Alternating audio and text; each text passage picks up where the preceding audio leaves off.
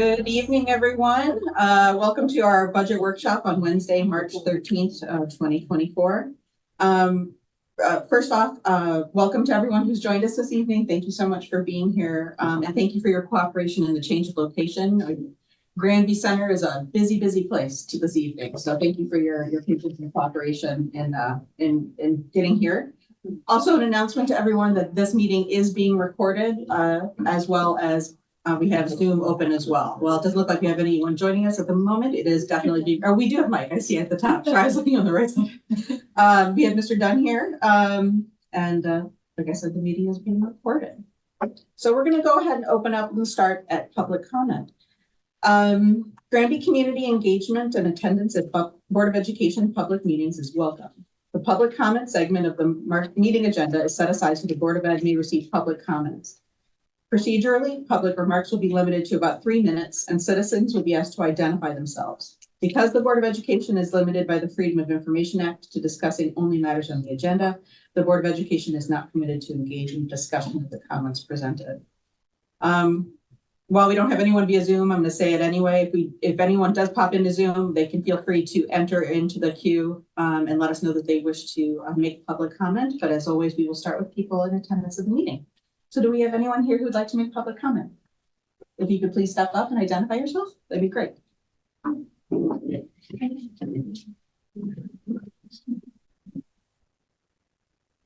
evening.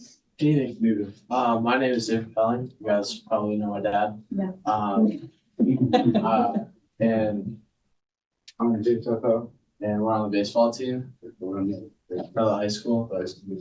And we would like to have a groundskeeper to basically just keep up the field and maintain everything so nobody gets hurt, and just keep it at like a league average level. I mean, it doesn't have to be Fenway Park or a turf field or anything. Or Yankee Stadium. Yeah. Thank you. You see what he's wearing. But, we just like to have a nice field to play on for the next 4 years. Thank you. Thank you very much. Do we have anyone else who'd like to make public comment? Thank you. How are you? Good evening. I'm Mark Sealander. I'm a Granby resident. I live in Candlewood Lane. I've been here 29 years. My kids went through the school system here. My son Joshua played baseball for 4 years here. He went on to play baseball in college. I think it's a big disservice to cut the groundskeeper. The field needs to be worked on. It's an embarrassment when other teams come to our field. Someone's going to get hurt there. The other schools we play at have turf fields, manicured fields, and they come to us and our field looks the way it looks. Our 9th grade class that we have right now is one of the most talented class that we've had in a long time. There's a lot of good ball players out of that class. A lot of them are probably going to play in college. It would be nice for the next 4 years that they had the opportunity to play on a real nice field that's well kept, manicured, and taken care of. So, like I said, I think it's a huge mistake by cutting funds to the groundskeeper. Okay, thank you. Thank you. Do we have anyone else that's making public comment? My name is Jennifer Palatino. My son Ryan is a senior at Granby High School. He's on the baseball team as well. I'm also a teacher's aide for special needs at the middle school. I would like to talk about the groundskeeper being cut. I think it's a great disservice not only to the team but to the community. The field is below average, that's to say the least, and more than even being a vanity thing, because it is embarrassing when we have other towns come. They all make comments about, you know, how bad our field is and how the problem is, but it's a safety issue. A couple years ago, a kid really broke his ankle in the outfield because of the holes. I was there the day the kid popped his shoulder out, broke his shoulder because he was running and there was another hole in the field. So I think cutting the money there is a safety issue. I also think that the baseball team is not held in the same esteem as every other team over there. You don't see the football team having these issues. My son was also on the football team, so that's not a dig on the program. But I feel like they don't get any respect, and I feel like the field proves it. Thank you.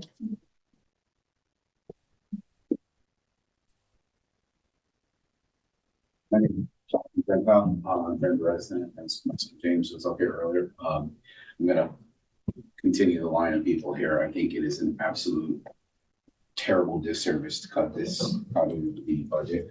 Again, like Mark and like Jennifer said, it's a safety issue. Someone's gonna get hurt if that field isn't taken care of.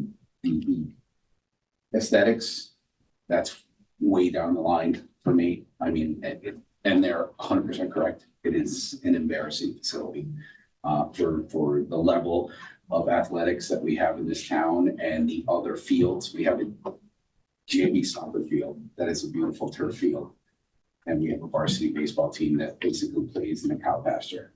But with that being said, my concern is the safety issue. That field is there. It's not level.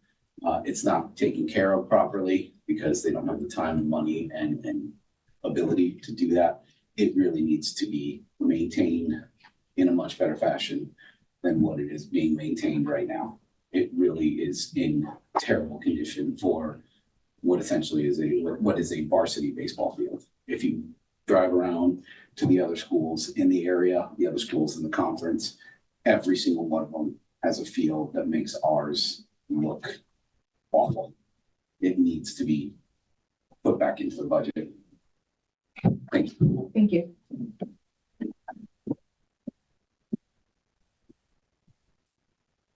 Good evening. Hi, I would also like to express my support for the part-time field maintenance. My name is Chris Saunders. I live on 6 Heather Lane. I've been a coach in the Granby system. I also was a teacher at Granby High School. I was 10 years coaching 5 varsity, 5 junior varsity, and I finished my career elsewhere. And in my retirement, I've come back to coach JV baseball here in town. The maintenance guys that we have work extremely hard, and I really appreciate all their effort. However, they're not provided the hours needed to properly fix and maintain our facility. The baseball field in particular is usually last on the list when it comes to upkeep and maintenance. When that huge renovation and the turf fields were built in, and so I go back 20 years. When that was constructed, the softball field was up where the turf was. That was moved down below.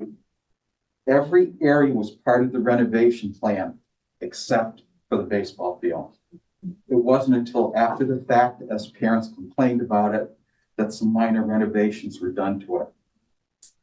There have been attempts of small fixes, but then it's not maintained.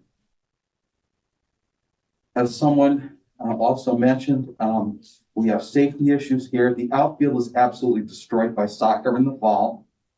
The middle school PE and activities are on it all day long. I had a varsity player tear up his knee because he hit a hole in the outfield and was gone for the rest of his season. People have already alluded to, I've been asking for a warning track in left field. We've had a player break his ankle leg. We've had a player separate his shoulder because, in my opinion, there's not a safety area there in left field. Usually by the summer, the infield is filled with weeds and it is not playable. I've got pictures if someone ever wants to take a look at them, but I've seen weeds as high as a foot on the pitcher's mound.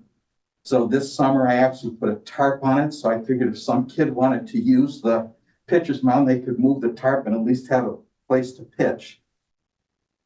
In the past, we've had some player and parent work days to actually try to get the field in shape.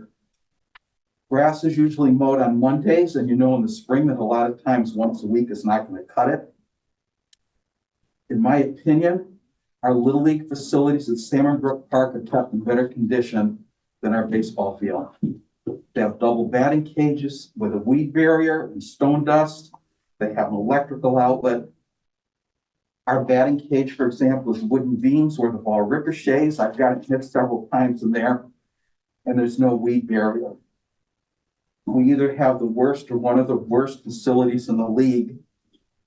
As a varsity coach one year, I had someone in our league tell me that unless that field is better, we're not going to play you at your field. You're going to have to come play us over there. I don't get a lot of answers and timelines when I've asked for things to get done, and I know it comes down to resources, time, and money. Something like the dugouts, they've been rotting, they need to have boards replaced. I've been asking for several years to have it done, but typically because there's no money, no maintenance, it doesn't get looked at. The girls' softball dugout blew down a couple years ago. And again, that's the kind of stuff that needs to be avoided. Since I can't expect a lot done, I do many things on my own. I fixed the pitching machine 3 times. I've gotten rid of leaves on the property. I've cleaned out the dugouts. I've repaired protective screens. I've had to reset bases because I figured they wouldn't be done in time. So I've come to practice or a game early with a shovel and do them myself. I repaired the cage. I maintained it by putting tarps down to try to keep the weeds down. But then when you have the tarps, the snakes get under it in summer. I've also had to dry and store the tarps on my own, put the portable mounds away, and that type of thing. And it's not that I mind helping out, but I think it just points out the need to have some more help here. I know you folks have very tough decisions with the budget, and I appreciate that. But I would like you to consider keeping the position in. Thank you. Thank you. Do we have any other public comment here in the room? All right, thank you all. I'm going to turn to Zoom right now. Is there anyone on Zoom who would like to make public comment? I see we have somebody else who joined us. Hopefully the sound is getting better. Does anyone wish to make Thank you. public comment? I do have a couple of questions. Can I go ahead and speak? Yes, please introduce yourself, and then we won't be answering the questions directly, but feel free to ask your questions, and then perhaps the presentation later will address some of those. Okay, my name's Walter Oliver. I live at 6 Thornbrook Road here in Granby. And my questions, after I went through the budget, there's a couple of questions that I have. Regarding tech support, it looks like it's increasing 28.5%. When you discuss that, can you tell me what the driver is for that increase? Additionally, the next question is bus monitors are not being budgeted.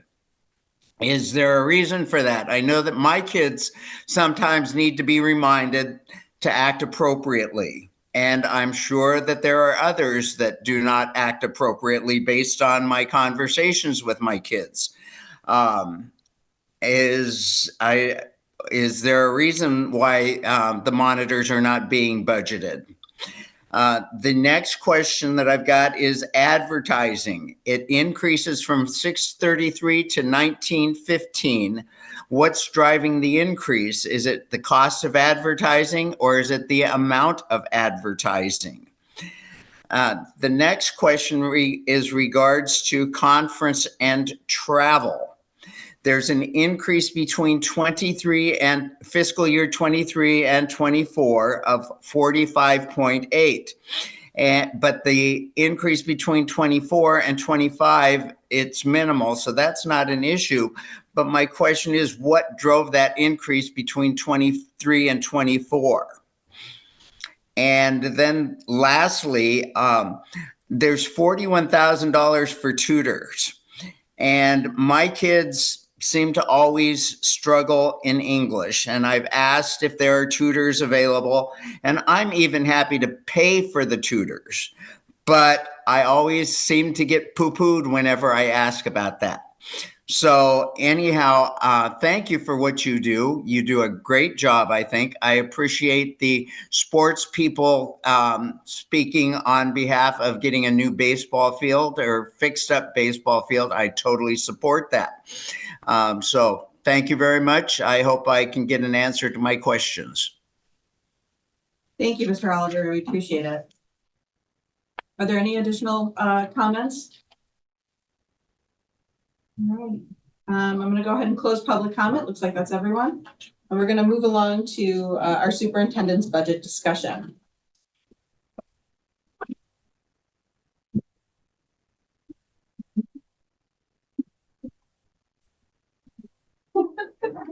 I need the PowerPoint. Yeah, both. Okay. I'm gonna address it.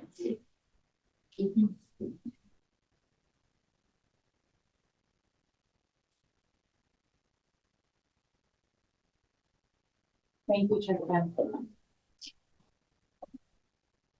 Okay, so thank you for this opportunity. I'm going to just give some real quick high notes from our previous meeting.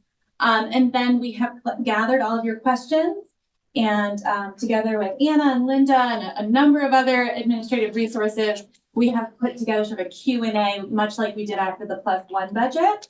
And, you know, certainly whichever you think is best to take questions as we go.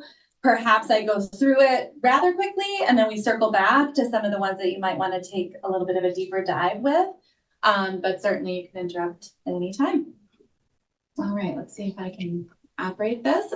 So you are familiar with our goals, but I thought it important to identify them again, because all of the decisions that go into creating the budget are in order to really support student learning and our overall levels of community engagement.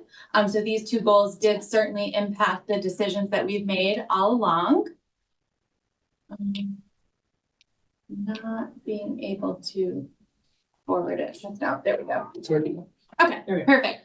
So this slide was shared with you last week, where we started with just under 6.5% in the +1. We had some sort of bad news that came in on the part of increased special education costs with some out-of-district placement, some increase to our healthcare premiums, and the finalized contracts, which did unfortunately move us in the wrong direction.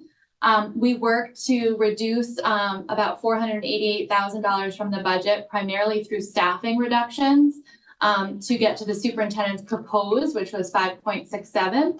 And the work before us now is to sharpen the pencil a little more and get us to that 5.43%, which is an additional reduction of $86,745. And I think we have some options for you to consider this evening. One of the board members asked for the sort of line by line graphic. I found this in past budget books. And so here you can see each line. You have this information also in the budget books that were shared last week, but certainly you can look at each individual component of the FY, but this says FY24, but this is FY25, I apologize. The FY, oh, I'm so sorry. Thank you. You did it. Okay, good. So the FY24 is at the top, and then the additions and reductions, as you can see here, that get us to the FY25 in the last line. And I think it's worth noting that the most significant area that we were able to already realize some reductions is certainly in personnel, with a reduction of 1.75%, $632,885 saved in personnel, as well as I think it's important to note that the net of all additions and reductions only comes out to 0.1%. So this is a responsible budget. We are not adding much. You have seen this line. Okay, why is this not covering? Here we go. You have seen these this slide already, but it's just a summary of the highlights and the notables from the superintendent's proposed budget. And I'm not going to read them to you. They're all very familiar. We heard some conversation this evening about the groundskeeper, and that was something that I did present at the +1, and it didn't make it to this point. So there were a number of items that didn't make it to this point or didn't make it into the +1 initially, because at that point we knew that it was essential to keep those new positions. But this is everything that we have discussed. And we'll look at more detail in just a moment. So here is our overall FY25 appropriation. The total request of $40,325,034, which includes our small cap fund and our quality and diversity, which certainly help to support the overall operations. If expenditures are allowable in those two different categories, we certainly look to them to help offset the operating budget. Okay, so now we're going to get into the questions that you submitted. So I absolutely want to first start by thanking the Board of Education members for the detail and the engagement that you have had already with the budget. We did our best to answer your questions with as much supportive data and detail as possible. But certainly if you have additional questions, there'll be more opportunity for that.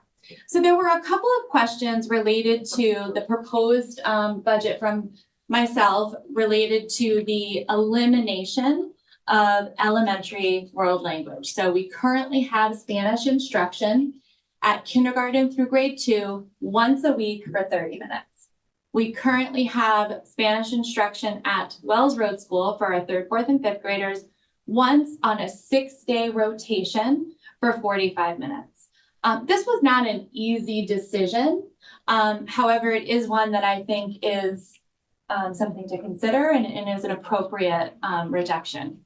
The goal in both of these grade level, in both schools, is really for exposure. It's to introduce students to cultures and languages. In this regard, it's in this arena, it's Spanish.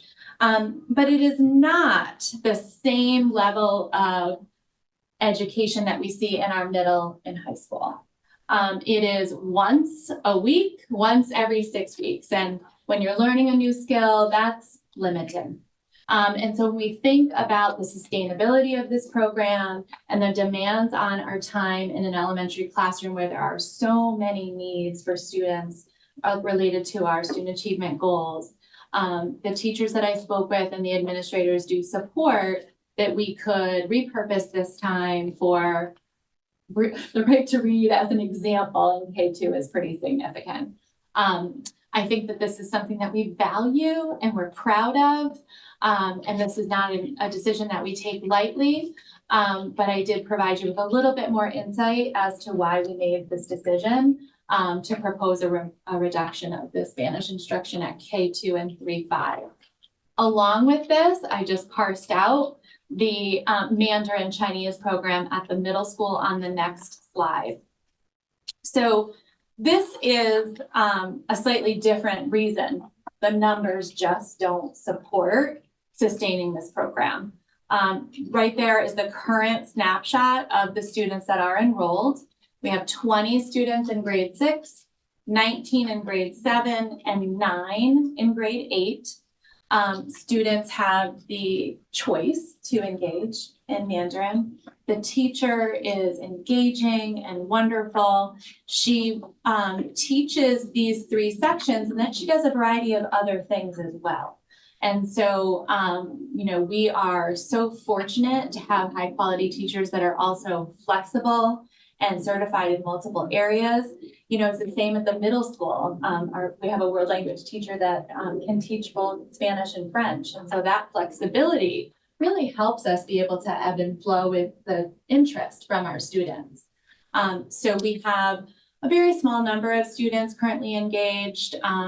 I do believe that we could maintain those 6th and 7th graders, and it will likely be even smaller numbers of students that choose to maintain it this next year. I don't quite have those numbers yet, but as you can see, there is a little bit of a drop off from grade to grade, and we could likely phase that out, but that's a conversation that we can have. There are 38, just as a point of reference, I'm not suggesting a reduction of Mandarin at the high school, but there are 38 students enrolled across the 4 years at the high school. So pretty consistent with what we're seeing at the middle school level. Yes, go ahead. About that. The 38 students, is that broken down into 2 sections? Right? It's actually, hold on, I will tell you exactly. It will be, it'll be Mandarin 1, Mandarin 2, Mandarin 3, and Mandarin 4 is ECE, which I'm going to talk about in a second. The numbers for FY 25 and the sections have not been created yet, because we're going to talk about that too.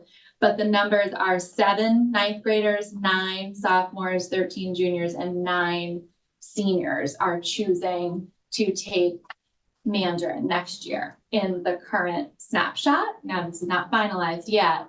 So you have 9 students taking it in 8th grade. You have 7 taking it as a freshman. So they're different levels, so it makes it really challenging to combine them into one classroom. So it's another reason that the sustainability gets very difficult.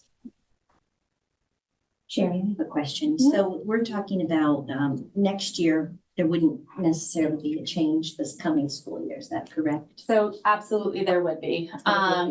Currently, our proposal is to eliminate Mandarin at the middle school.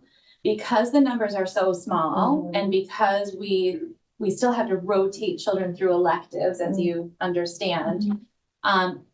And uniquely, because one of our Mandarin teachers holds a variety of certificates, we could phase her into teaching more of the computer science classes and some of the other things that she does.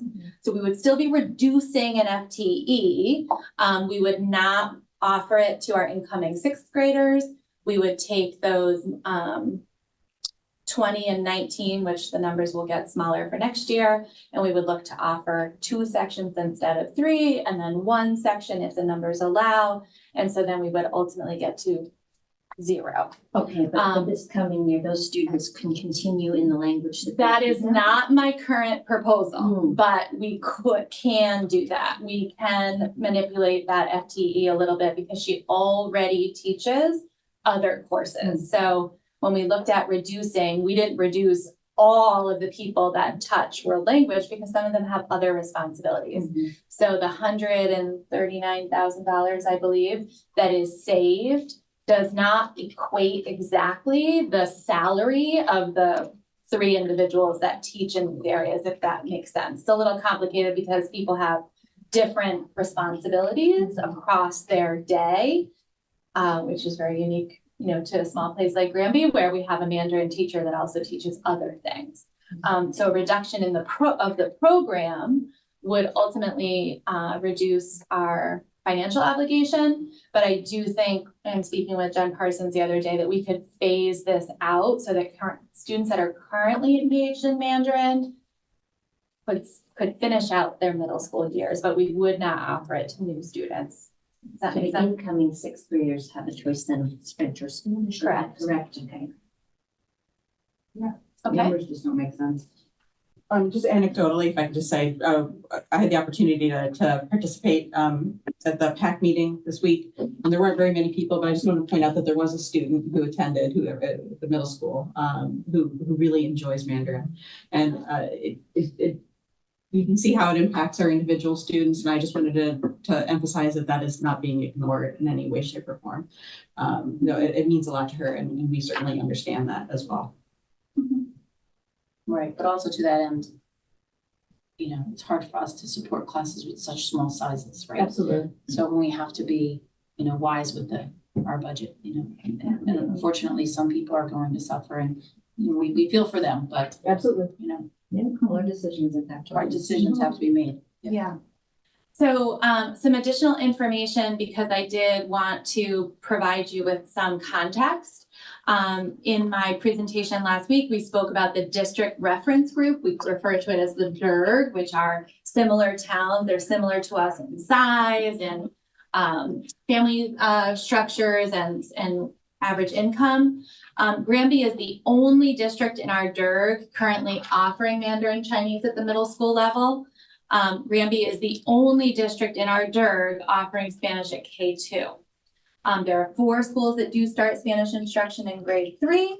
And one of the schools, and I believe it's because that particular district, 5th grade is the beginning of their middle school, if that makes sense. So some different ways schools are structured. They do start Spanish instruction for their 5th graders. So to give you a little bit of a context, out of 29 districts, it is unique. So that creates a source of pride that it's unique. It also gives us some additional points of reference when we have to make hard decisions. Another question related to the reduction of the Mandarin program was, would this impact students at the high school level? Would a high school student still be able to achieve that AP level Mandarin? So we do not offer an AP course in Mandarin. However, we do have the ECE, which is the early college experience through UConn. And we have 9 students that are engaging in this class next year. It's wonderful, really something to be proud of. And this would in no way impact the student's ability to engage in that ECE course. You could start freshman year and continue through and achieve the ECE level at your, the later years. I apologize for that. Were there any other thoughts on world language in this moment? Certainly the board can discuss, but okay. This was a question about the addition of the strength and conditioning and human performance class. And so just for some context, the question is it a good time? I think that's a question for the board to answer. However, just to provide you with some additional data, it was approved in the fall. It was included in our FY25 program of studies. There are currently 32 students that have selected this course. And to offer it, we do need to have some increase in our overall PE and health certified instructors. The cost to add that 0.2 is $13,431. Later in my presentation, I am going to share with you that we could perhaps make this work with a 0.1 instead of a 0.2. It just means all 32 kids won't maybe take the class at the same time, but we looked at some creative scheduling. So I'll share that with you in a few moments. But to answer the question, 32 children have selected it. It is, kids are excited about it, and that is the cost in the operating budget. Can I just say that I'm not a big fan of creative scheduling? So I hope that we think long and hard before we try to manipulate other things that may impact other kids down the road. Fair enough. And I'd also like to add, I know we had voted to include this, but this was before we knew the constraints of the budget. Oh, right, absolutely. too. It was in the fall of this year as an addition to the program of studies for a course that meets the STEM criteria, because it does get into science and biology and some of those kinds of things. But absolutely, yeah, you make decisions with what you know at the time. I have 2 questions. Just forgot one of them. One is, you mentioned, I think in the presentation, that it was not a certification course for personal training. It is not. It's exposure. It's alignment with students that are looking to study that in their future. We do see a lot of upperclassmen that are engaging in this. A lot of athletes that are engaged, interested in this type of course. But it does not, at this point, offer a certification for students. Because just in terms of our goal for that career readiness piece for those maybe non-college bound or not immediately. Yeah, would be something to consider. Yeah. And then the other question I have.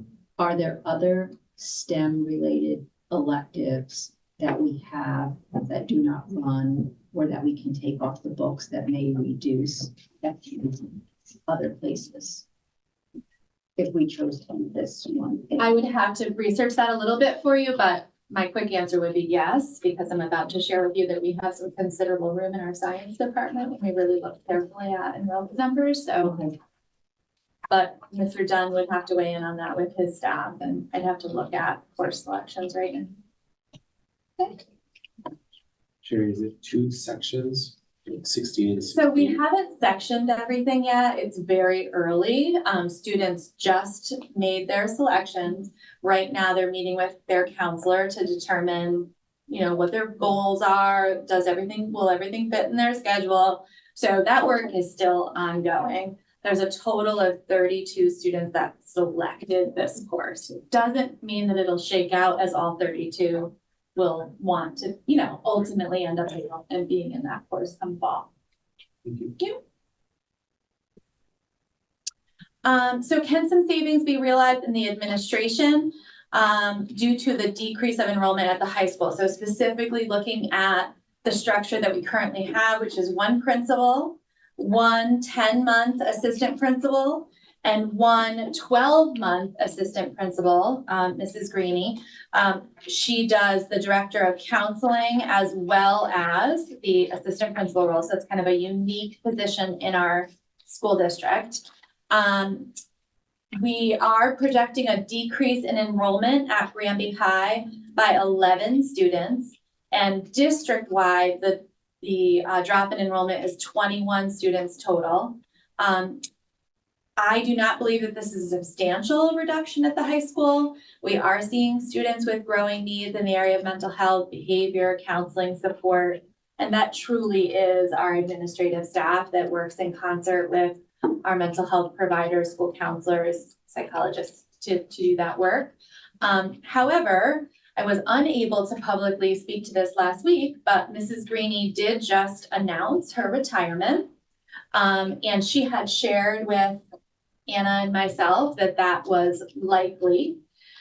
Therefore, if you look in the personnel line of your budget book, you will see that we have already assumed a reduction of $50,000, given the salary for a more veteran administrator, and then thinking about what are the needs of the high school and how might we replace Mrs. Greeny upon her retirement at the end of this academic year.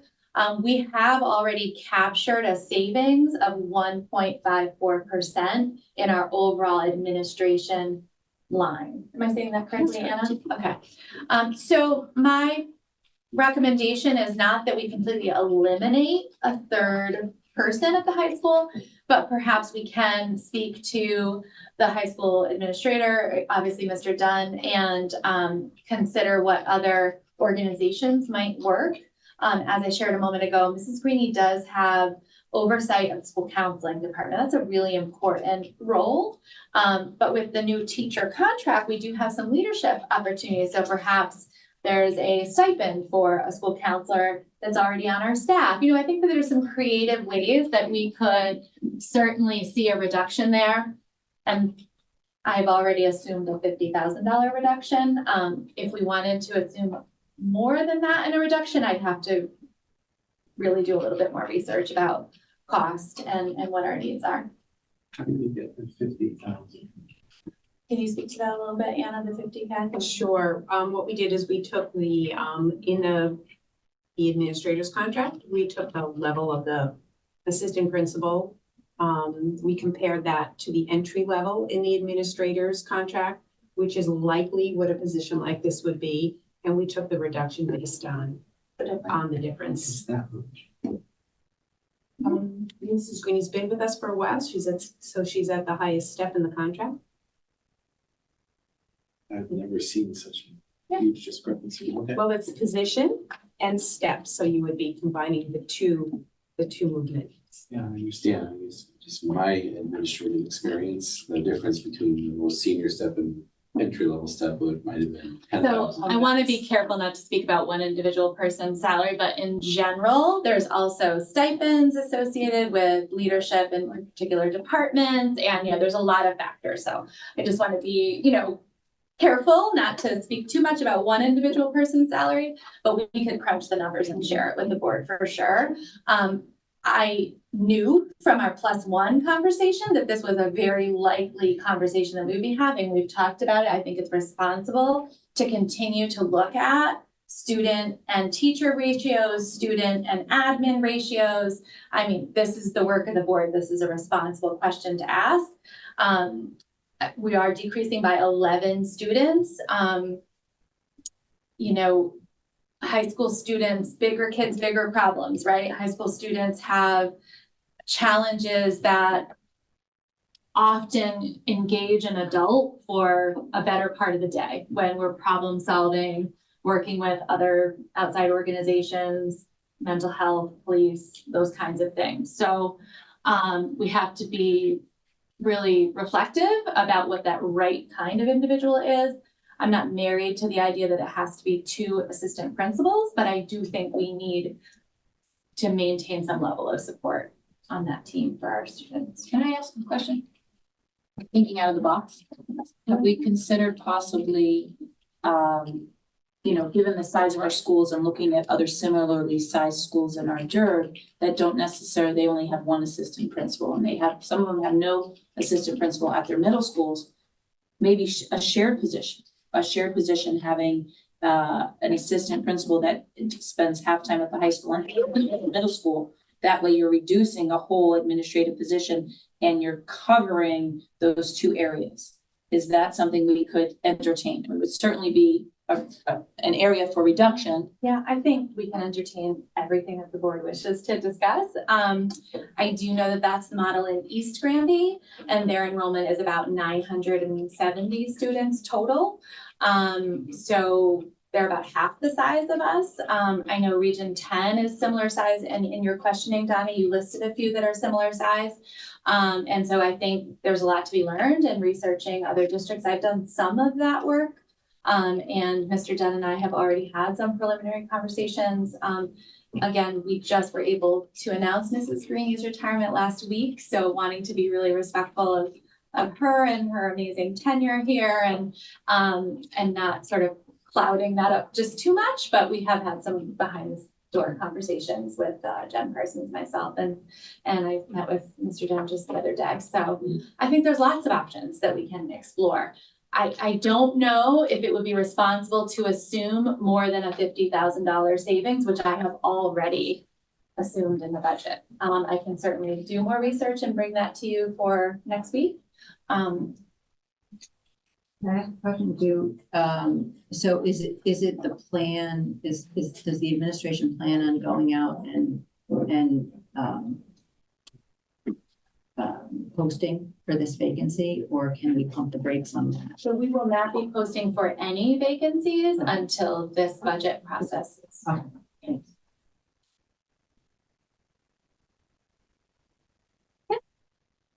Due to the fact that the student population is decreasing, by what percentage is the special education population either increasing or decreasing? This was a really great question for us to dig into.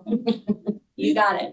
So the percentage of students identified as special education per the process for special education referrals and identification has remained flat. It is consistent at exactly 15% for the last 4 years. Since October of 2020, the reason we use October is because we have an October 1 snapshot, we call it, which is our most reliable data for comparison value. It's October 1 to October 1 of the following year or the previous year. However, when we were looking into this research, we did identify 2 additional points that I thought were worth noting. The number of students requiring special education services and choosing to attend a school other than Granby School District. So maybe they're going to Suffield VOAG. They might be going to a Crack Magnet School. Winterberry Magnet School for the preschool is very popular. Even a private school, if a child is on an IEP and they attend one of those schools, we are still responsible to provide those services. And those numbers slightly, but they have increased, and I'll share those with you in a moment.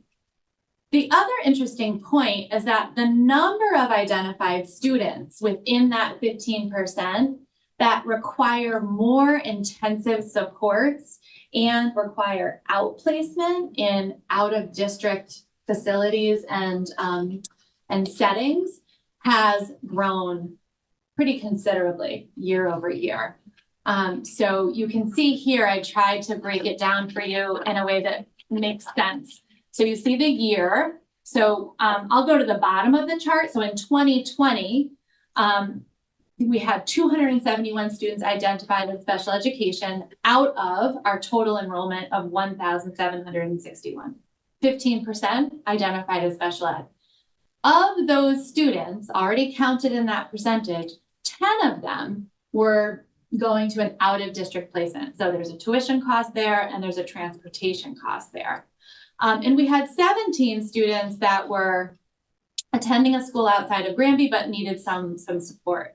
Those 17 students that go to a magnet or a VOAG, they do not count in our 15%. It's a little tricky there, but when you as the family choose to attend somewhere else, that school counts you in their PSIS because you're an enrolled student there. The students that we outplace, Granby, for lack of a better term, sort of owns those students, but we need help providing them with the right level of service.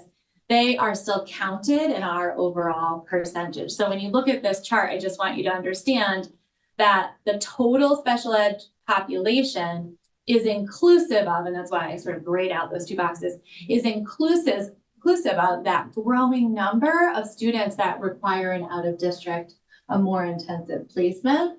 And simultaneously to that, we've seen slight increases in the number of children that are choosing other opportunities and also need special education services.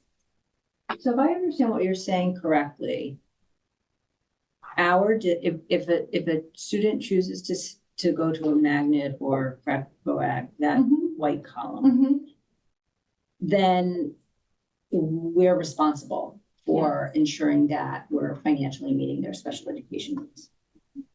But we can't count them toward our numbers, which impacts what state excess cost reimbursement.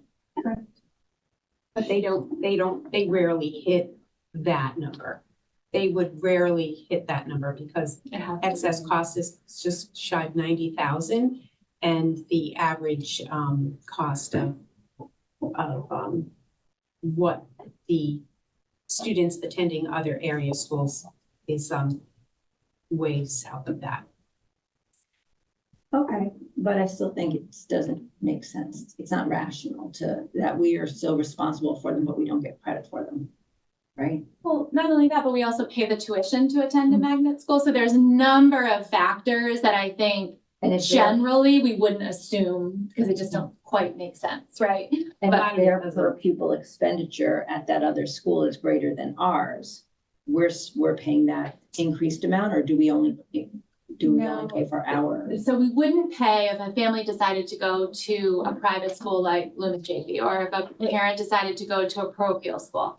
If they're going to a magnet school, we have a set dollar amount, and it's actually in our book, isn't it, Anna? And you can see the list of all the places that we send students, and we receive an exact bill from Correct. And there's been a lot of controversy at the legislator office building to determine, are we going to cap that? Are they going to pay into greater percentage? But that's a flat rate that we pay regardless of where they go to what magnet. It is not reliant on a per pupil for us or the magnet school. Am I doing this right? Oh, good, okay. So. I feel I might be simplifying this, and please correct me. So our per pupil expenditure is approximately 19,000 and change. So is the set amount for a student that we contribute for a student going to prep, is it similar to, it varies depending upon the needs of the. Tuition is roughly $6,900. Okay. If they're under But 6,100, 6,900, it's, somewhere in the middle, depending on the program that they're registered in. The special education costs are above and beyond the tuition. We pay that tuition for all students that choose to attend. But the special education costs are above and beyond those costs, right? Thank you. Yeah. And in regard to special education, it's interesting to see the population declining, but the percentage staying the same. And I imagine this is similar to what's going on in other districts as well. This is not a grant. Spot on. No. Percentage Special education costs are going up everywhere. So the costs are increasing and the level of need is greater, and more students are being identified, because you're correct, our enrollment is going down. So the number of students is maintaining or creeping up a little bit in order to keep us at that 15%. Right. But this was a great question, and we dug into the data, and so it's just a point for you to consider and kind of track where those dollars are going and why. I think it's helpful. Sherry, I imagine that given the various levels of need of support for students with an IEP or special education, we couldn't probably identify a per pupil expenditure for special education, right? I mean, it would not be responsible to do so. Mm-hmm. Yeah, you know, even this is difficult because each and every one of these children are our children, and you know the cost that it takes to educate one versus the other. It's all our responsibility. But I felt that the smallest number on here is 10. That was relatively large enough for me to be able to share it with you. We are a small community though, and so I always want to keep my eye on that. But you're right, the numbers from, you know, someone that needs some just related services, maybe speech and language is pretty common when kids first join us at the preschool, kindergarten level, to a more intensive placement can be hundreds of thousands of dollars. What process is in place to determine if somebody qualifies for the intensive out-of-district placement? That is the PPT process. That is the team planning process, and it engages all of the professionals, the parents, the administrator, our director of pupil services often is a decision maker when it's at this level. Oftentimes there's a child advocate and or an attorney, and there is a team of educators here in Granby. And it's driven by data and assessment, you know, what level of success is the child able to have, because the law requires that we teach children in their least restrictive environment. So keeping the child in Granby Public Schools in their classroom is our goal always. But there are unique situations where we're unable to do that either because of safety or because of the unique needs. Just out of curiosity, what happens if the district says no and the parents say yes? Is there like an arbitration process? There sure is. Yep, and that's where we can sometimes see our attorney fees go high. Yeah, because that happens. Because everyone's going to advocate for what they think is best. And especially if they bring a claim and they're successful, you have to pay their legal fees as well. So you have to make it very easy. So why has the state reduced the amount of reimbursement? My simple answer is there's one pie and they just keep slicing it up. So the state of Connecticut sets the overall budget, how much is going to be placed in the excess cost share reimbursement. And then all of the districts are seeing what we're seeing, rising costs and increasing numbers. And so that overall budget is at a fixed appropriation. It's this dollar amount, and then we slice it up by all of the reimbursable claims. I think claim is the right term.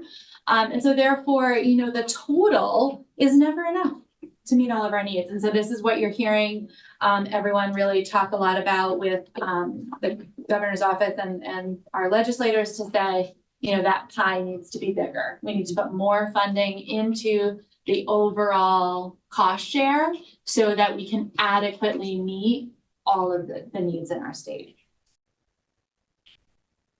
Where are the 3 regular ed teaching assistants currently working? Because I did propose last week a reduction of 3 teaching assistants.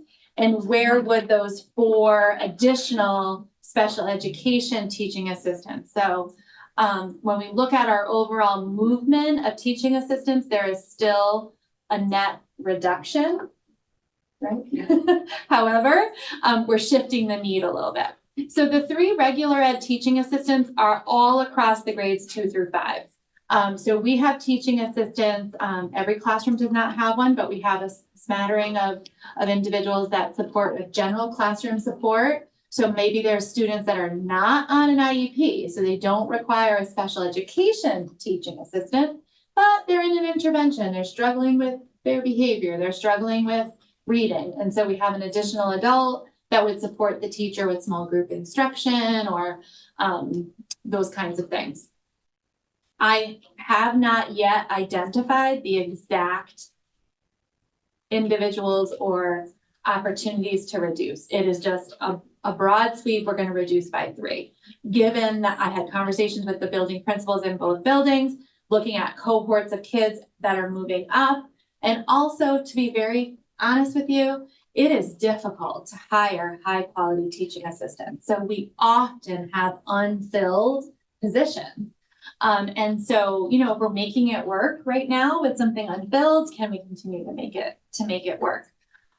We do have movement in that teaching assistant pool of employees, and someone that currently is a regular ed teaching assistant absolutely could be qualified to be a special education teaching assistant. So it doesn't really even mean that someone will lose a job. It just means that we're going to look to match need with support. The 4 additional special education teaching positions we know are needed. We have students joining Kelly Lane School that have already in place an IEP. Students come out of what's called birth to 3, and when they're 3 years old, they come to us with an already established individual education plan. And so we know that we will need 4 teaching assistants for very specific student needs. So that's kind of a non-negotiable, but everything else I thought was fair game. Are there any sports teams? So this took us on an excursion. I met with Brian Maltese. We went through line by line of all of his sports and officials costs and numbers of students that are enrolled. And we were able to identify one area that he has historically seen lower interest. And when he met with his current 8th graders, you might remember he did present to you a month or 2 ago. We believe that we can suggest a reduction of freshman field hockey. We would still have JV field hockey and varsity field hockey. Those girls would be absorbed into that JV, and that's a cost savings of $4,366. So it wouldn't impact students who are interested in playing, they still have the opportunity to play, it's just. I had a phone call with Brian this morning to ask just that question. Can the campus supervisor positions be eliminated? Currently there are 2 campus supervisors at the high school. The total cost for both positions is $57,000. If they were eliminated, we do believe there would be a direct impact on student safety and support at the high school. These 2 individuals are everywhere. I was there today. They were in the cafeteria. Some kids were enjoying the weather and having lunch on the picnic tables. One of our campus supervisors was out there with kids. They walked the fields. They walked the perimeter of the school. And so, you know, if we entertain the idea of a school resource officer at some point, I think that this conversation should involve a reduction of one or both of these positions. A school resource officer will cost more than $57,000, but at this point, I would not recommend a reduction of these individual positions. Was there money from the state for school resource officer? There is. So it could offset some of the. Yeah, I mean, it takes a considerable amount of research. I've had some very early conversations with our new chief of police, Scott Sansom. We are one of very, very few districts in the state that do not currently have an SRO, but I'm not prepared to speak to it in any detail right now. I've spent no time really understanding it in a level of, I can't make a recommendation to you one way or the other at this point. Yeah, my experience as both a principal and a teacher with districts that had it was overwhelmingly positive. They're in classes, they know the kids. Mm-hmm. There's just there's a presence and a gravitas to them that. Yeah. That would have to be through the police department. We would partner with the Granby Police. Some models look like 50% salary, uniforms, police car. There's a lot of expenses. It's not just the individual's salary and benefits. It might look like a 50-50 relationship. It might look like a 60-40 relationship. You know, we have a new town manager. We have a new chief of police. I think that this would be something we'd want to discuss for the future if it's something the board wishes to discuss. Yeah, I've had great experiences. All the districts I've worked in have had a school resource officer. So my personal opinion, but I have not looked into this for Granby Public Schools. I just don't know yet. I only listed it there because they're not the same, but they meet some of those needs. Is there a plan to use the increased time for the Counseling and Academic Support Center teaching assistant? And could the position be kept at 0.6? The short answer is yes and yes. We can certainly keep it at 0.6. However, we are interested in increasing these hours because it will allow the space that we call the Counseling and Academic Support Center to be staffed all day. Currently, it's closed at certain times in the day. And we have plans to, once it's staffed fully, we can really do some better service delivery for students that are struggling with, school avoidance, anxiety, coming back from, a hospitalization program. We have kids that maybe need to go to a program for something like an eating disorder or something like a family dynamic that has kept them from school. And so this allows us to sort of gradually get them back into the mainstream without having to do like another alternative setting. And so I do see really benefits from this, and keep in mind that the $9,737 for this increase is currently funded out of the Quality and Diversity Fund. So we're using our grant funding to support that. It's not in the operating budget currently. Which courses have not run? I could not prepare a list, but I can give you some important pieces of information. As I said earlier, students have just selected their courses. They're meeting with individual counselors now, and the administrative team is reviewing everything. We are engaging in a very thorough process this year. Classes with enrollments fewer than 10 students typically do not run. However, there have been a number of exceptions. And so Mr. Dunn is committed to working with his team and myself and Jen Parsons. Beginning this year, we are not going to run classes that are at that low level. We're looking to be very programmatic about it, to say like AP Chem, if it runs every other year, could we advertise that to kids so that they know? You need to plan ahead. So we're going to have to get ahead of it a little bit, but I'm feeling really good about our preliminary conversation so far. This goes hand in hand with the next question, which was what would happen if there was a policy where sort of like less than 7 students, you don't run the course. So we've done that work already. I have a whole highlighted spreadsheet of the recent, the most recent enrollment numbers. We are today able to reduce with confidence 1 full-time science position in the science department, and currently a 0.6 FTE for lower numbers in math. We are still looking. This is a fluid process right now, but I do also want to remind you that I already assumed a reduction of 2 FTEs. So I'm feeling confident that we will get to that 2 FTEs. I'm not only looking at the high school for that, but because of the way the schedule works, it's sort of cut and dry. It's the easiest way to look at numbers and identify a reduction. So right now, had a conversation with Mr. Dunn yesterday. We have spoken to both the science and the math department chair already. As they're looking at their numbers, we will assume a reduction.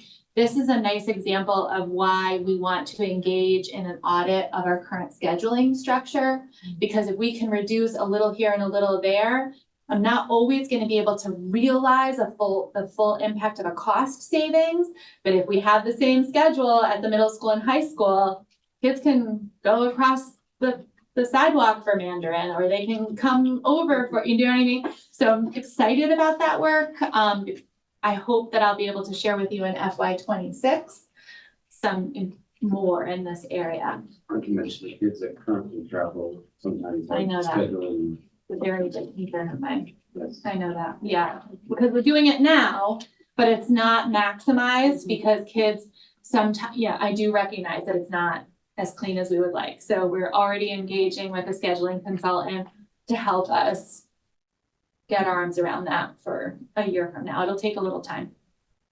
I'm sorry. It's not at all. You're fine. No. The problem with this is that you're talking about AP Chem, AP Physics, Calc BC. These are the classes that are going to have 5 kids, but those are some of your, it might be problematic if you eliminate those classes. So we are taking everything into consideration, and I think my personal opinion, and I'm working with the high school administration, they are the experts in how to make this all come together, is that as long as we are planful, as long as we're communicating with our students when they come to the high school, we see you're on this particular pathway and you're engaging in AP. We have environmental science as an AP offering now for our freshmen. And so we want to have conversations. Our counseling staff needs to be talking with those students immediately about their program of studies. Jen Parsons is committed to that. Mr. Dunn and his team are committed to that. I think we've learned some hard lessons that things don't always shake out the best way for kids if we're not, we have to make hard decisions. You know, the 9 kids that are in ECE Mandarin, I am sure are benefiting from Mandarin program in the middle school, right? And we can hold them up as exemplary students. I know some of them take more than one language. It's difficult, but we have to look at sustainability. I really believe that. I can see working in science because I think chem and physics are more or less interchangeable. So the sequence there is important as in math. That's what the chairs are looking at. And there's not been any mention of calc being reduced. We've got numbers in those. It's more in science where kids have some choices. More choices, I should say. Okay. Teacher in residence, yes, we do have a teacher in residence. She currently at Wells Road School. We did not add a teacher in residence next year. The budget could not support it. And I'm talking about reducing staff. So I can't take on a teacher in residence and not have a place for them. We are committed to this program. We've explained that. We've talked with Craig. We will maintain the individuals that we currently have on staff and support them and ensure their success. And I'm hopeful that with natural attrition, we'll be able to do it again, but I couldn't in good conscience have somebody come into our district with the expectation of staying with us the following year if I didn't think I was going to have the numbers for it. But we'll have a position for Yes. this person. We will. Okay. And we're committed to that. So I didn't want to bring new people in and not be certain that we'd have a spot. So why was the groundskeeper not included? So the groundskeeper, I just want to be really clear, it was not a cut. It was never added. And I do think that there's a little bit of a difference there. It was not included in that process from the +1 to last week when I made that superintendent's proposed budget proposal to you. And that's because we worked to identify $488,000 in reductions. And so I had guardrails that I was using to make those hard decisions. Anna, I'm sure you remember our conversation about this particular decision. We had a request to add a maintainer on the maintenance side, and we had a request to add a grounds person. Both did not make it. One did not even make it into the +1, and ultimately both did not make it to my proposed budget. This would be a groundskeeper that would work to maintain, snow removal as well as grounds upkeep, and certainly fields would benefit from that. The budget just didn't support any new positions. The only new position in the operating budget is a 0.2 for the PE and health teacher. In the entire budget, $13,000. That's it. The position costs $31,200. If the BOE wishes to discuss that, I have it in a future slide for your consideration. How does it address improving student achievement? I mean, student achievement is at the center of all of our decisions, right? So Board of Ed class size was a big part of our decision. We looked very carefully at enrollment data and class size guidance. We are maintaining responsible class size. We did not eliminate or make any reductions in student intervention supports, special education positions, or enrichment for students. Those are all being maintained. I also think it's worth noting that an investment in our teachers' contract is an investment in our students. They are our single most impactful resource. We do see an impact on our overall budget due to the new teacher contract and all of our other contracts that we support.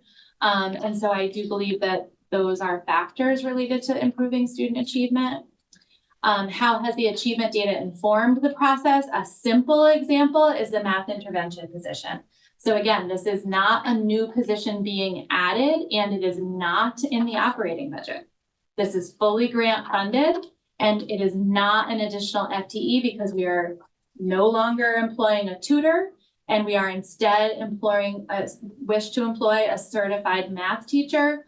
This person will be able to assess students, identify the weak areas and areas of need. This person will be able to provide direct instruction in that intervention cycle. And so that is a really huge benefit for us with very, very small add to the budget. So anything that relates to well-being of kids, like our BCBA, which is also a grant-funded position, that really helps with what we're seeing from our students currently. So that's it. Those are all the questions, and here's where we are right now.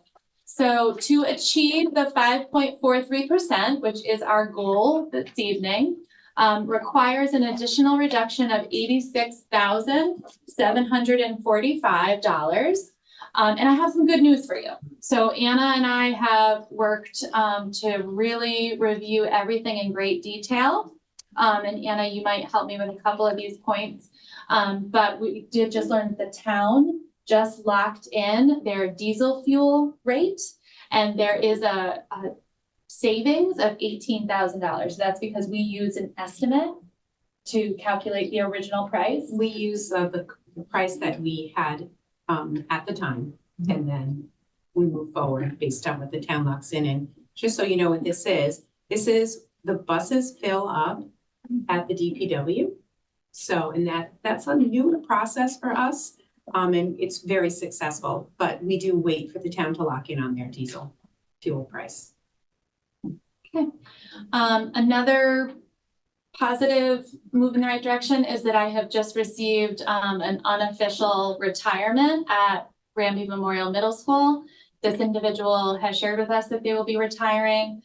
It is a position that will need to be replaced, will be filled. However, given the net difference between a veteran teacher retiring and an incoming person, we've been able to assume a savings of $12,000. On an earlier slide, I identified the freshman field hockey. That's the $4,366. I went over every single membership, everyone, every dues, every fees that we pay. So things like National Honor Society, I'm not touching. But things that are professional organizations, my own membership into things, or we were able to find some reductions there of just over $10,000.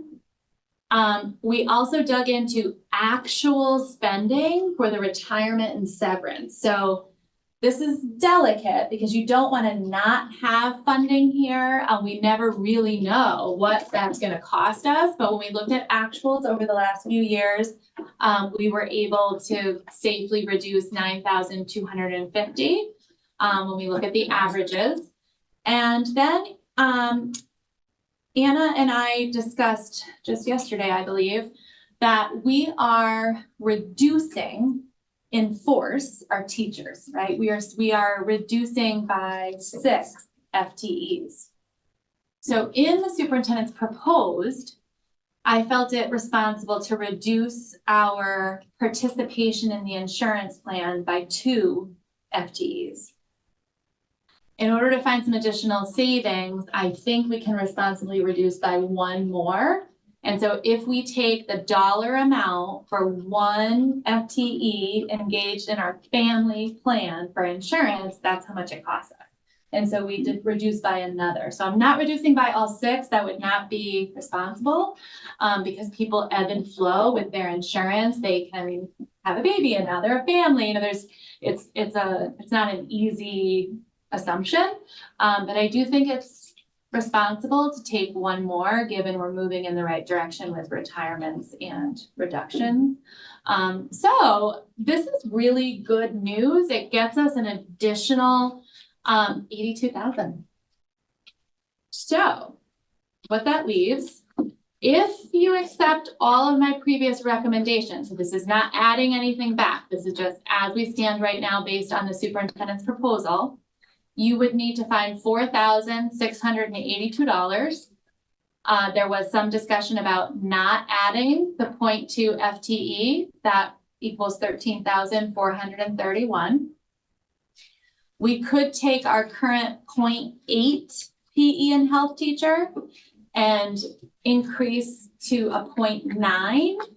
And what I meant by that earlier was it would still allow them to work for us enough time to get one additional section in their schedule. And then when we look at the 32 kids that have enrolled in this new course, right from the get-go, we would split them into like spring and fall and spring, or we would say to the kids, like, we have to close this class at 24. And, you know, oftentimes that sort of shakes out anyways, right? Because kids might be excited about it currently, but then come the fall, they've dropped off. So ideally the 0.2, because it makes our employee a full-time employee and it gives us that flexibility, but we could get by with a 0.9 instead of a 1.0, and that would be a reduction of 6,715 from my proposal. We really don't want to do this, but another possibility would be to reduce one lunch monitor. These are hard positions to fill. We really do need coverage in the middle of the day, particularly at the middle school, because of the way the schedule goes, the teachers have to eat lunch at the same time the kids are eating lunch. So we don't have coverage there, but we could look at that. That's a reduction of 8,963. I have already significantly reduced our supply budgets across the board. I shared with you last week that I did some math to really look at how much we were spending on supplies for every student across the district. I could capture almost 5,000 there. I don't necessarily recommend it first, but we could do that too.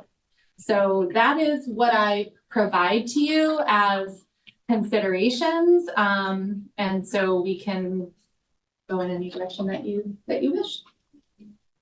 I think something of important consideration here is in regard to the timing. The new town charter doesn't really help us out when it comes to timing when in the budget vote. So the Board of Finance meeting is March 25th. Because of the change in our town charter, it ended up where our March 27th budget workshop is now falling after the Board of Finance meeting. There's no time to catch up here before we have the vote, or the public hearing, I should say. So the goal here is really for us to be able to finalize and adopt something next week, so we can get it over to the Board of Finance for them to adopt as well. So, you know, I know we've already been in here for an hour and 20 minutes. This is a lot of hard work and a lot of hard decisions, but to the extent we're able to push things along further and get additional questions to Sherry for us to finalize and discuss next week is ideal. So I guess I'll go ahead and ask a question right now, since I'm already talking. One of the things I'm wondering is if there are ways for us to explore volunteers within our community to perhaps fill in certain gaps that we might have created.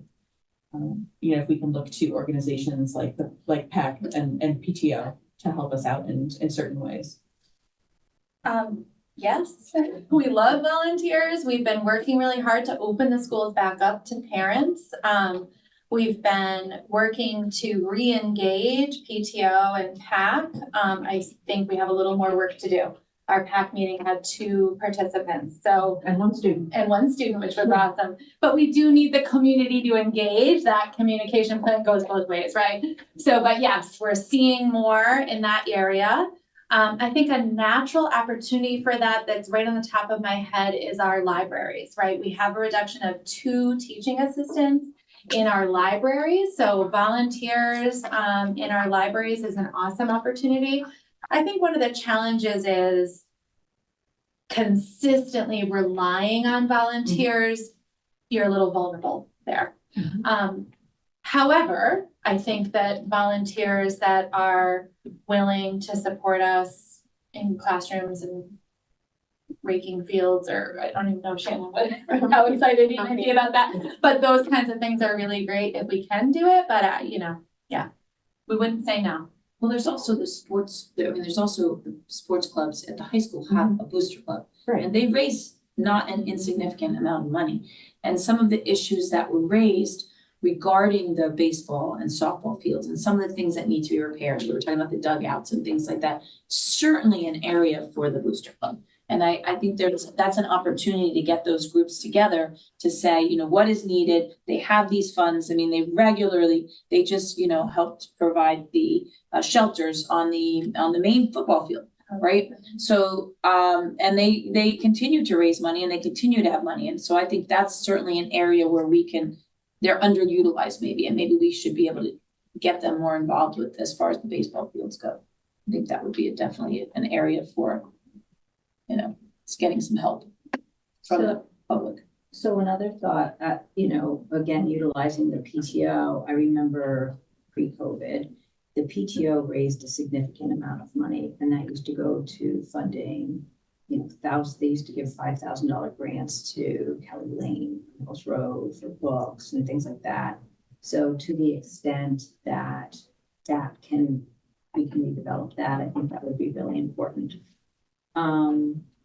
I agree. I would love to see the Booster Club chip in to assist with some equipment or structural related costs. I'm a little nervous liability wise, having volunteers on the field. I think we would have to have them sign something.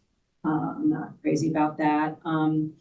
But you know, another option that we have, because we do have, there was reference to our town fields, our town parks, Annenberg Park, and that we have really good looking fields there. Is there an opportunity for our students to use those fields? The different sizes. Thank you for letting me finish my thought.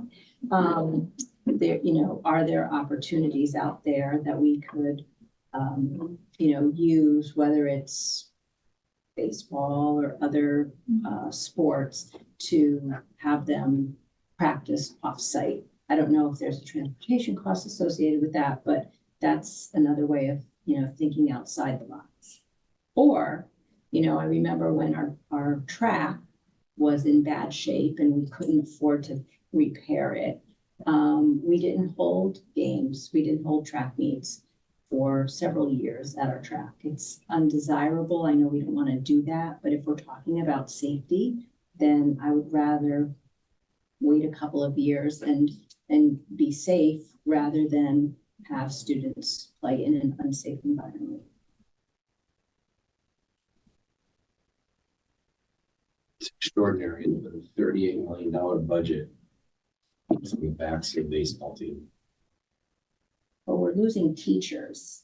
So I would say that if we are going to sacrifice, if we're going to fund something, we're going to fund things that help us in the classroom.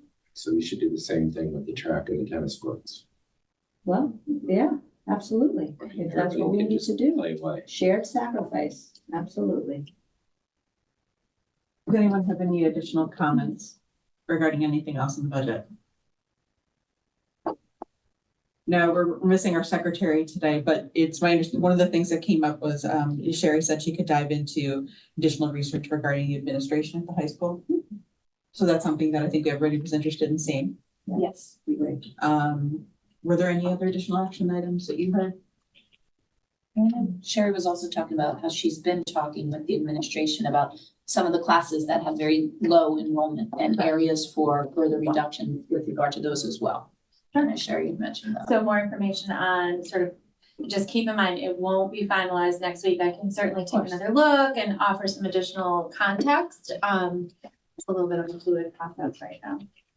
Well, we already came up with that $4 grand. We came up with a lot of good considerations. I mean, I think that's tremendous. We're, you know, really down to, you know. I mean, it's in my opinion, if I may, it's really about, as I see it, the decision for the board is the superintendent's proposed budget. Are you in line with that? Are you accepting those proposals? If so, are these agreeable to you for some additional reductions? And if so, then you have a relatively small, very small amount left in comparison. If you choose to revisit some of the proposed reductions, then we would need to identify what those are. And I have to go back to find more. So if there is something that the board wishes to reconsider from the superintendent's proposed, it would be helpful for me to know that as soon as possible so that we can do that work because, adding back in Mandarin as an example, or Spanish, or a position that had been previously not included, such as the groundskeeper that you're discussing, I would need to know that because that will take a little more work. That's going to be much more labor intensive, and I'm very happy to do that work than just looking for 4,000. Right? So that's kind of what I'd like for some guidance, just in what work I'll be doing this coming week. So in looking at the considerations that you've provided to us, and, again, thank you for, this is really super helpful.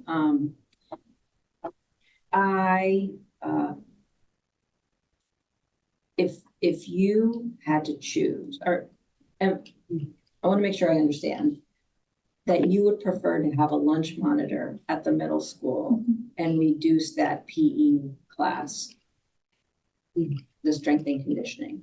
That would be the swap out that you would recommend. Of my considerations here, you're asking what is preferable? Correct. I have already taken some significant reductions in the supply line, so I don't recommend that. Yep. The lunch monitor, I know that the middle school staff really struggle to find coverage without paying these additional monitors. So I would look at a reduction to the PE position from this list here.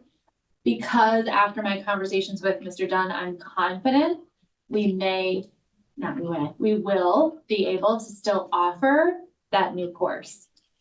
Please know that in a year from now, I'm likely going to come to you and say, I need that additional 1.0 because kids are going to be excited about it. It's a new course. But it's not currently offered. It's something new for kids. We have 32 enrolled, or that have chosen to take it, not yet enrolled. Can I just ask one specific question about that?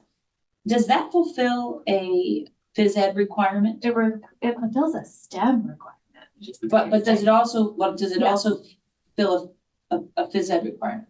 Because if it does that, and you're reduced, you're reduced to maybe you don't really have to add as much because you're already reducing a number of students taking a required phys ed class. That is exactly what Jen Parsons texted me this morning. But we didn't crunch the numbers. Yeah. Spoken like a true teacher. That is exactly what Jen said. We only have so many students to go around. Right. And if they have 4 choices or if they have 5 choices. So that is exactly what she was communicating with me. So that realization might actually be a little bit more. Yeah. So I think the safest choice for me on this list is to look at the PE reduction. That's to me the most palpable because I've already really taken a big hit in those areas for our budget. And a lunch monitor, what is that It's it's in our teaching assistant, and it's like this funky number, right? We have like 1.08 teaching assistants, and that's because they're just a couple hours a day to help in the middle of the day at the middle school. We sometimes have bus drivers that do it in the middle of the day. We sometimes have people that have other responsibilities, and they do that coverage for us. Is this budget process governed by like the town charter, like the structure of these meetings and how they're all set up? How is that determined? Yeah, by the town charter. So the workshop happens after the superintendent revises the +1 and all stuff. Well, to be clear, on the workshop that we have scheduled at the Board of Ed on the 27th, that is after the Board of Finance meeting on the 25th. That itself is not new, right? That we've had that crazy little schedule forever. However, we've never used it. We've never needed We it. canceled it consistently. So the charter really didn't, cause the Board of Ed meeting to happen on the I don't think that's 27th. Dave's question. It's the timing of the meeting for the referendum yes. of the town meeting. Okay, so the town meeting. The town meeting was, and I'm gonna ask Linda to jump in here, during school break.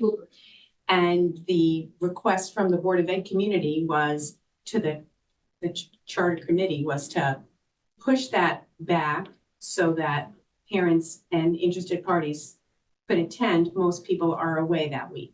So they pushed that back to the 1st. And then by charter, we vote. The referendum happens a certain period of time after that, which puts the vote at the 15th. 2 weeks. Yes, 2 weeks. So, so actually they moved, oh, I'm sorry. It's just my observation that, you know, if I'm gonna volunteer 20 or 30 hours a month to this endeavor, and one of our main responsibilities is this budget, it feels like the table's already been set and I'm down to 3 menu choices. Like, it doesn't feel very democratic. Like, when we go into executive session, I feel like that's probably the one time like my voice is really heard. I think people actually consider what I'm saying. But here, you know, $38 million, right? And 37.8 has already been decided. And I don't, Who's prevented you from speaking tonight? yeah, but the decisions, like, here's the list of things that we get to decide on, right? But No. we're not talking about, you know, the entire thing. Like, would there be, my question is, would there be value in having a workshop before we do like this part of the process? Like, so we really had a chance to weigh in. And I know Monica definitely solicited my feedback and I gave it to her via text, but could we maybe expand that process where we really kind of had an opportunity to throw some ideas out there and knock things around, rather than you have to choose between a lunch monitor and Mandarin in the middle school? Like, I think that we really, considering that we see trends that are not unlikely to change, things like special ed, things like that. I think there's an opportunity in that we should make time, perhaps at a board member retreat, for us to start thinking about broader solutions and possibilities, and long-term solutions to these problems that we are currently dealing with that we know are not going to get better. And I would certainly welcome that opportunity. I think a retreat might be a good time for us to do something like that. So I think we only have the one retreat, and this would give us an opportunity, especially since we have new members on the board as well. It gives us an opportunity to work together and try to find.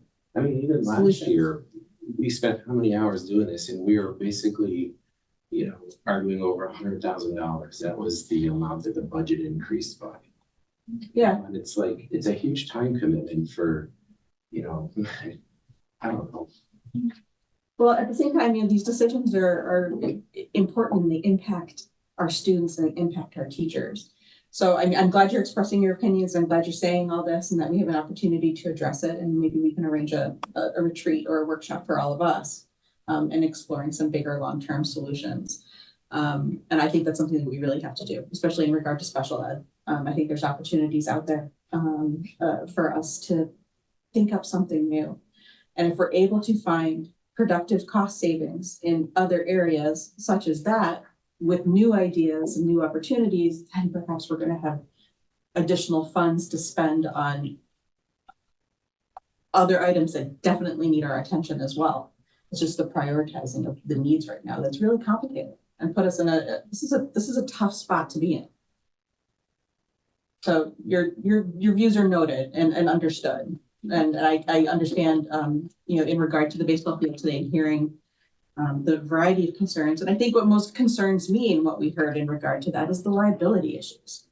And hearing that we have students that have been injured because of the field. So one of the things I would like to see in that regard is, and I remember sitting in the presentation with Shannon.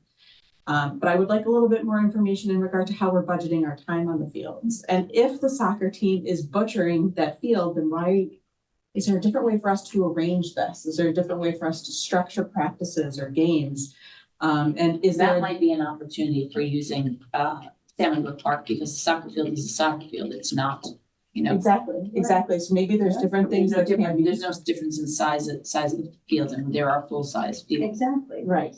So I don't know offhand, the Board of Selectmen is still getting their public works person. I don't know. I don't know if there's additional opportunities for us to share. If there's something that can be done to revisit the time that's spent maintaining our fields in a more effective manner. And that's something we need more information on. And if we are able to gather that for next week, that might be helpful. Well, and we always talk about how we can share resources with the town. Absolutely. And that may be the perfect opportunity. But I don't know if that was cut, and I didn't see the presentation, so I don't know if that was cut. Yeah, and I don't know what they have existing that we could still have some type of relationship with. Right, doing it with So technology. just to restate, I hear you asking for some research into the current schedule, the maintenance structure, Right. of what's already allocated. And then if there's a sharing opportunity with the town. Yes. We contact Parks and Rec with Christine Vincent for information on I'll that. talk to Brian. Yeah, about like who Okay. maintains their field? Hmm? Who maintains some of the property? It's Public Works. And parents.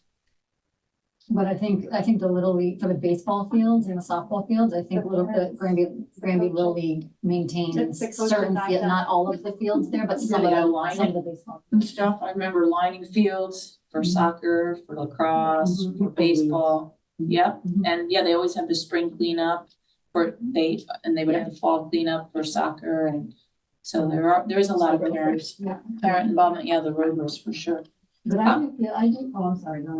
No, I was just gonna say, I felt like I was heard, and I for one, did raise a lot of issues. And I appreciate the opportunity to be heard.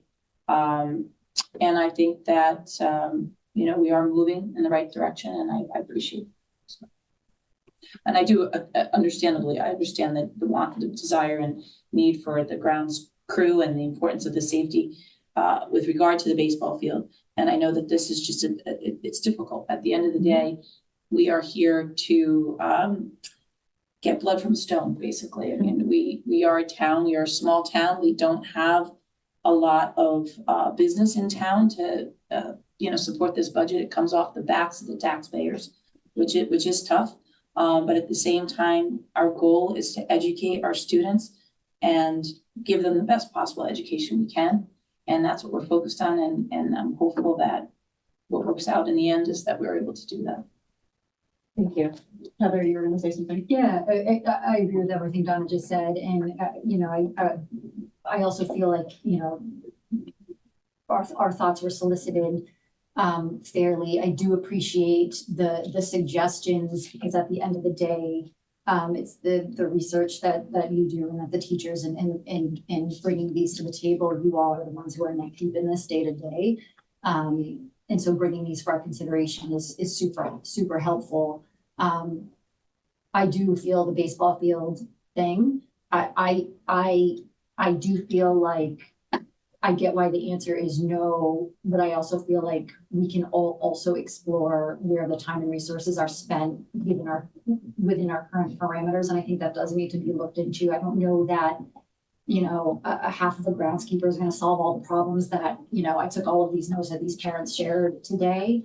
It sounds like the field needs a lot more than A groundskeeper. a groundskeeper position could provide, but I like what you said about the boosters, and if boosters resources if they're prioritizing the football field, maybe then we need to look at how resources are used, and that maybe some less resources from our current groundskeepers can go more toward the baseball field, because there's other resources going toward the football field. I think that, deserves our attention. We can look at that.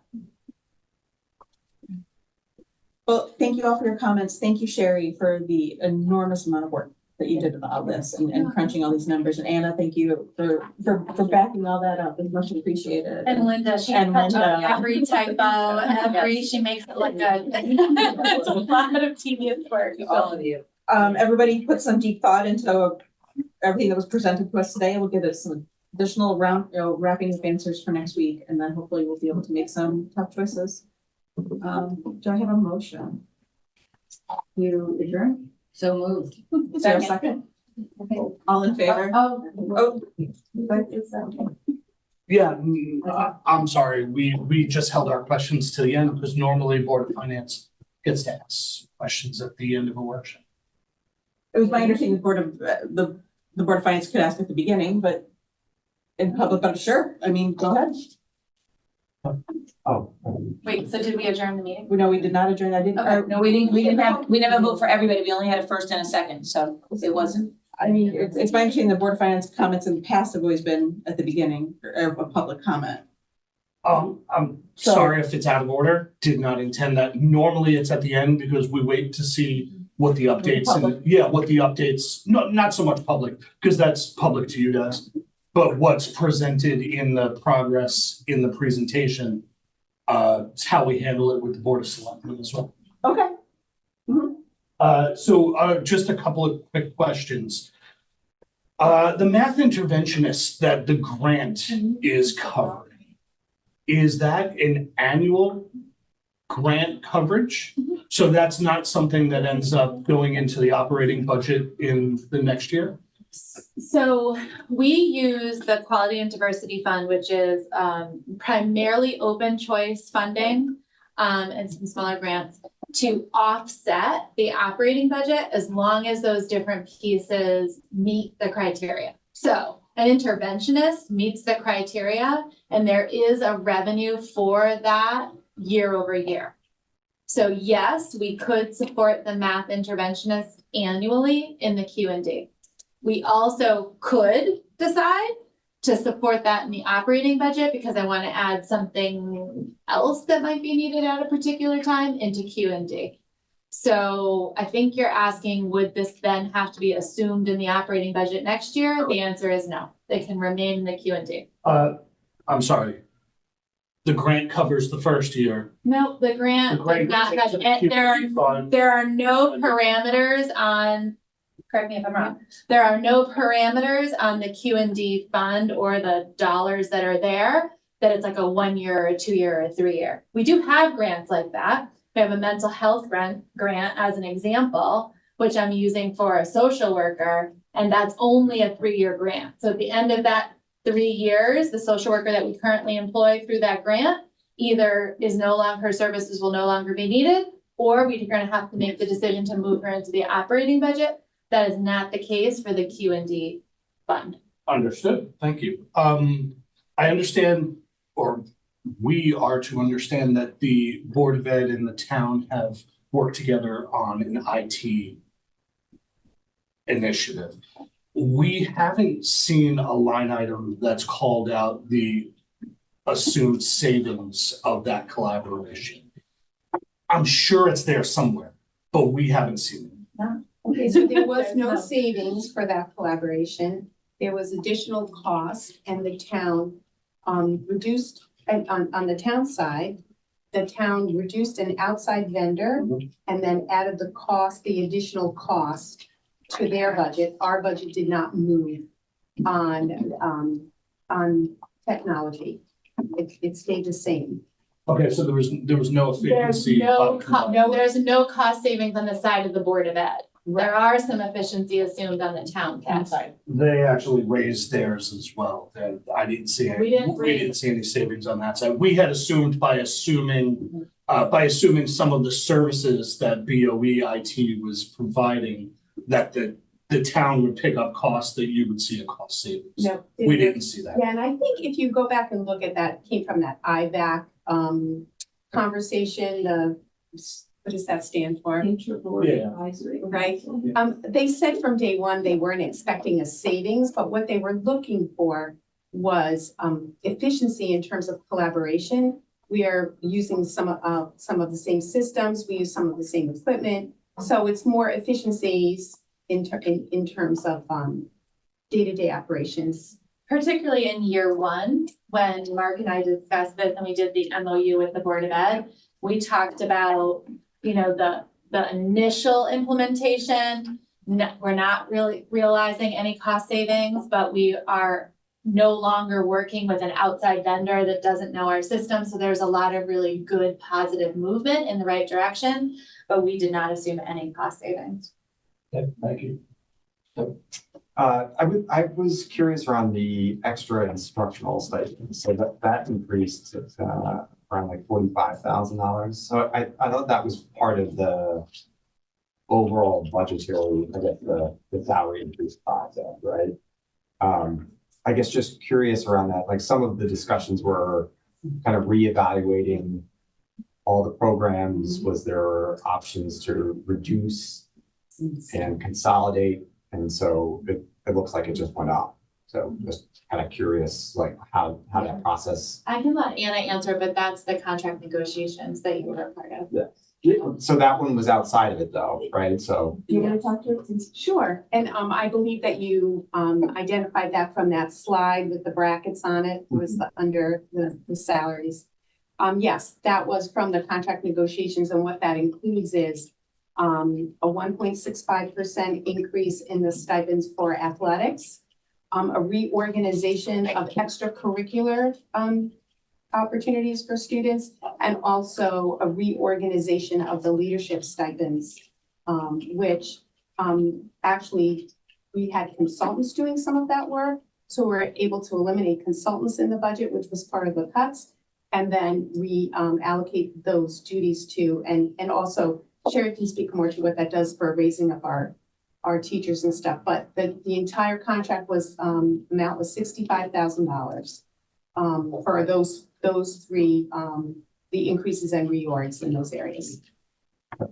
So can I add, because I was part of the contract negotiation, so typically that piece would have been subsumed within the original contract negotiations, but because we made those significant changes, which yes, there were reductions, there was tightening of certain things, but then there is typically the addition of the whatever percentage increase, which was relatively low, and we were able to keep it low because of the reduction in the number of activities and things like that, and the tier system, and what we put in which tier. Yes, I just thought that I guess it increased more than I would have thought, like based on some of the other increases, the general salary increases, and then the idea of some reductions, like reevaluations of potential programs that were no longer needed. Which we did do. We did eliminate some programs. We put some I'm sorry? Limits, right? Yeah, we put like basically caps on some, and then we restructured the number of additional extracurriculars. Like we put a cap on that to ensure that we weren't spending in excess of or in too small programming, but that isn't impacting enough children. So it's a much more structured, a much more efficient program in the sense that we can also keep track of accountability now. So now with these programs being a little bit more monitored, we can see which programs maybe aren't running as well as they are next year. So it gives us a little bit more insight into the future of these extracurricular programs and which ones are best for our students and which ones aren't. Okay. Is that it? Okay, thank you. I want to try this again. I don't know, I'm a little scared. Do I have a motion to adjourn? So moved. Do I have a second? That was Donna. Any discussion? All in favor? Aye. Any opposed? All right, we are adjourned at 5:00.